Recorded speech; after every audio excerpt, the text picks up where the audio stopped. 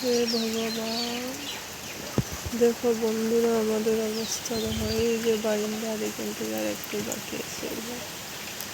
হে ভগবান, এই দেখো আমরা গাড়ি, ওই দেখো আমরা গাড়ি, ওই দেখো আমরা ছাগলের ঘর, ওই দেখো আমরা ঘর, ওই দেখো ওদিকে ভূত দেখছো, ভূত দেখছো।